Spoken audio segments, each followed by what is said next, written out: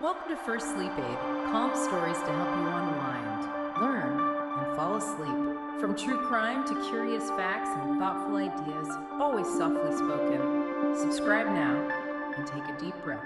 You're in good hands. We've all felt it, haven't we? That quiet inner friction, that sense of unease when what we do and what we believe seem to be pulling in different directions. It feels like a really fundamental part of being human. It really is, yeah. This internal nudge, you could say, towards consistency, it's a compelling aspect of our psychology, something I think we all experience in, various ways. And that's exactly the territory we want to explore today.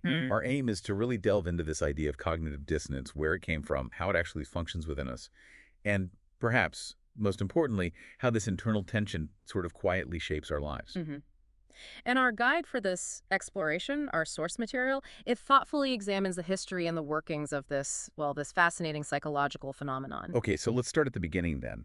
The idea didn't just appear out of nowhere, right? Right. There was a specific point when it was formally articulated. I believe we can trace it back to Leon Festinger. That's right. 1957. That's when Festinger introduced the theory of cognitive dissonance. His core observation was basically that we feel a psychological discomfort, a genuine tension, when we hold conflicting cognitions. And cognitions. That means our thoughts, our beliefs, values, all those things. Exactly. All those ideas and beliefs we accept as true, when they clash, that's when the dissonance kicks in. And this wasn't just a theory sitting in a book, was it? It came out of some pretty insightful experiments. The peg turning study is the famous one, right? Could you walk us through that one? Sure, yeah. It's a classic demonstration. Basically, participants were asked to do a task designed to be really monotonous, Okay. turning wooden pegs on a board over and over for an hour. Oh, wow. Sounds tedious. Extremely tedious.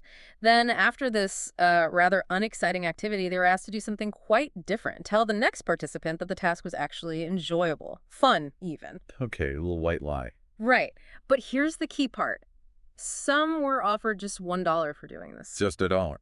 Just $1, while others were offered a much more substantial $20. Right. Okay. So intuitively, you'd think that people paid $20 would be more likely to, really sell it, say it was fun. They had a clear reason. That's exactly the logical assumption. But the surprising finding, the really interesting bit, was that those who were paid only $1 were actually more likely to later report that they genuinely found the peg-turning task more enjoyable than those paid $20. Wait, really? That seems completely backwards. Why would that happen? Well, Festinger called it insufficient justification. You see, the participants who got $20, they had a very clear external reason for saying the task was fun, even if they privately thought it was boring. The $20 justified the little lie. Okay, that makes sense. The money explained their action. Exactly. But the people who only got $1, that tiny amount wasn't really enough to justify telling someone the boring task was fun. So this created a bigger clash inside them, right? A greater degree of cognitive dissonance. The conflict between their belief this task was awful and their action, I just said it was fun. Ah, I see. So to get rid of that uncomfortable feeling, that internal friction, they actually started to change their belief. They convinced themselves it wasn't so bad after all. Precisely. It's like their minds subtly shifted their perception. I told that person it was fun and I only got $1. Maybe it wasn't that terrible. By altering their internal view, they reduced the dissonance. Wow. It's a powerful illustration of how we rationalize, especially our own effort or actions, when there isn't a strong outside reason.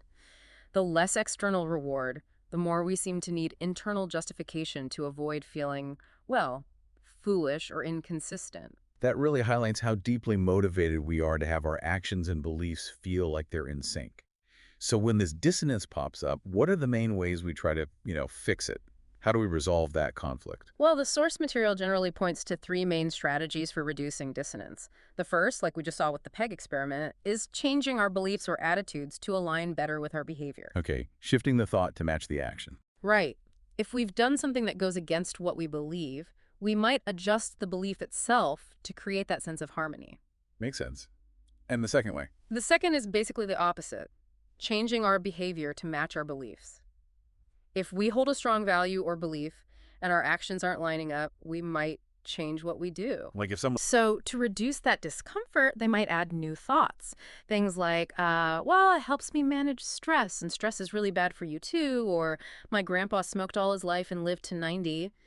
These new ideas don't actually erase the contradiction. no, the health risk is still there. Right, but they add context or justifications that make the dissonance feel less intense. They reduce the psychological discomfort. It's fascinating how these mental gymnastics often happen almost automatically, isn't it? It doesn't always Mhm. feel like a conscious strategy. It just feels like, well, like rethinking things or seeing a different angle. Exactly. The drive to reduce that internal tension is often quite subtle, maybe even unconscious. Our minds are really quite adept at finding ways to create coherence, sometimes without us even noticing the shift in our thinking.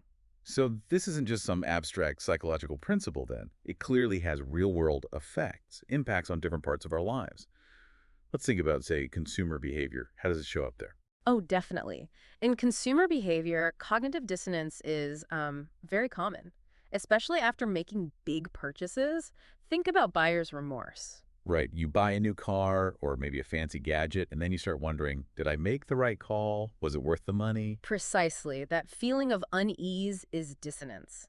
And to ease it, what do we often do? We start actively seeking out information that confirms our choice. We look for positive reviews, focus on the features we like. Maybe we even start downplaying the negatives we noticed before buying. Exactly. We try to reassure ourselves, validate the purchase after the fact, and businesses know this too. How so? Well, good marketing often tries to minimize that post-purchase dissonance. Think about follow-up emails highlighting a product's benefits or customer success stories, maybe even special offers for loyal customers. These all help reinforce the decision and reduce any lingering doubt. That's really interesting. Okay, shifting gears a bit. Hmm. What about something more complex, like our political views or our sense of identity? How does dissonance play out there? Ugh, this is a really significant area. We tend to form strong attachments to our political parties or social groups, right? These affiliations become part of who we are, they shape our beliefs. Definitely. So when we encounter information that challenges those deeply held beliefs, or maybe contradicts the views of our group, that can create some serious internal conflict. The source suggests this discomfort can lead us to, well, maybe dismiss the Or evidence. double down on our existing views. Yes, or even reinterpret the facts so they somehow fit into our existing worldview. It protects that consistency. It feels like sometimes we'd rather bend reality to fit our beliefs than change our beliefs to fit reality. Is that fair? It can certainly look that way sometimes. The urge to maintain consistency, especially within our social and political identity, is a very powerful motivator.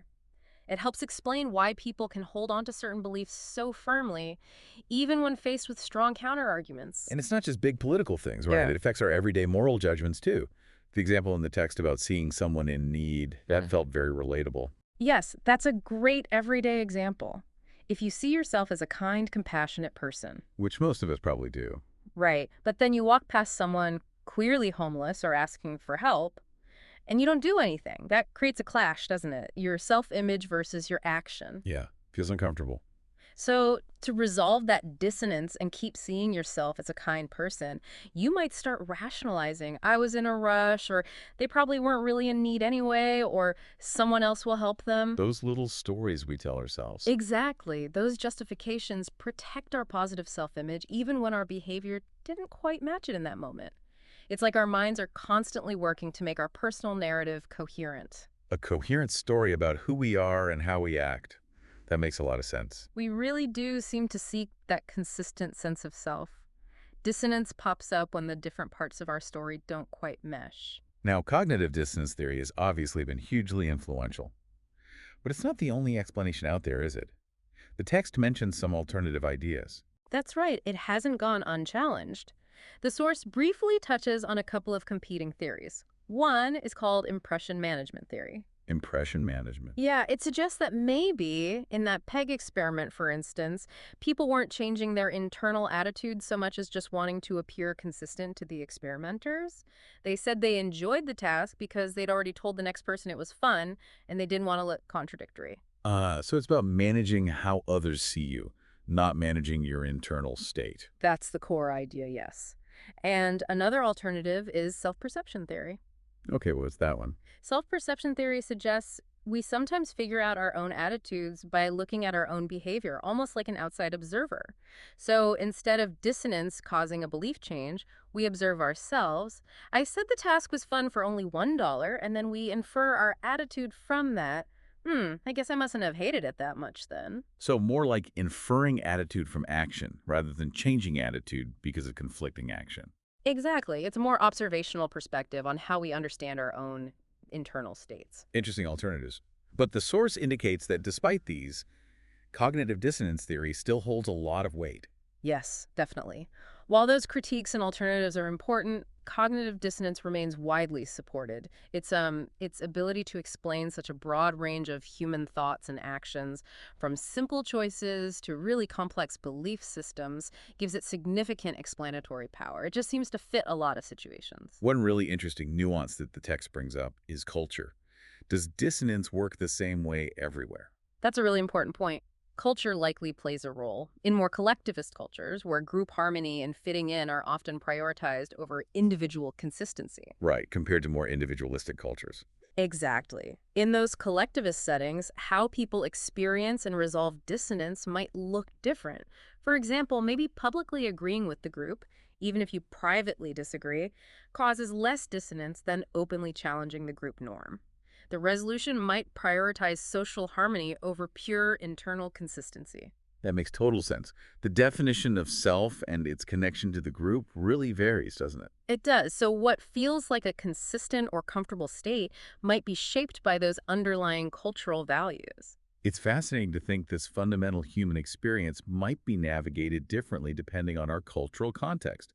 Now, we've talked a lot about the discomfort of dissonance, this feeling we want to get rid of, but the text also hints it might not be entirely negative, that it could have a positive side. Yes, and that's a really valuable perspective. It's crucial to remember that feeling dissonance isn't necessarily just a bad thing to be stamped out immediately. It can actually be a really useful signal, A signal. How so? like an internal alarm bell, maybe? A cue that something in our beliefs or our actions might need a closer look.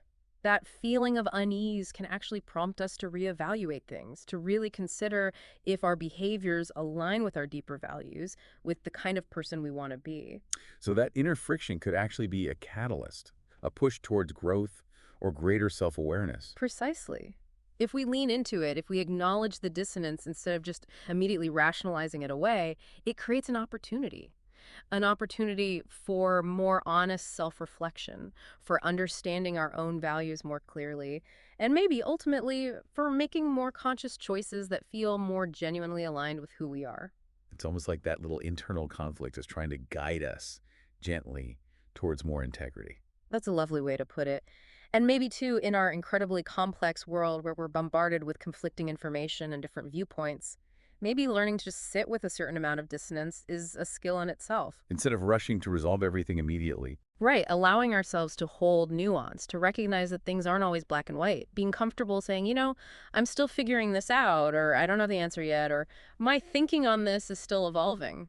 developing a tolerance for that internal discomfort that feels incredibly relevant right now. It sounds like a path towards being more thoughtful, maybe more resilient. I think so. Resisting that immediate urge for a neat resolution can foster deeper thinking, a more nuanced appreciation for complexity, both in the world around us and within ourselves. So as we wrap up this deep dive, it feels like the core takeaway is that cognitive dissonance really shines a light on this fundamental human need for internal harmony, doesn't it? For our actions and beliefs to feel like they belong together. Yes, absolutely. It highlights how powerfully our minds work, often unconsciously, to maintain that sense of internal consistency. And it influences so much, from tiny consumer choices to our deepest beliefs and our very sense of identity. It's truly remarkable thinking about how often this subtle tension might be nudging our thoughts and actions just beneath the surface. It really is. Yeah. And perhaps just becoming more aware of this dynamic, recognizing it when it happens, is the first step towards engaging with those internal conflicts a bit more mindfully. So maybe a final thought for everyone listening. Take a moment to reflect. Can you recall a time when you felt that internal tug of war, that feeling of things not quite aligning? What did you do to ease that tension?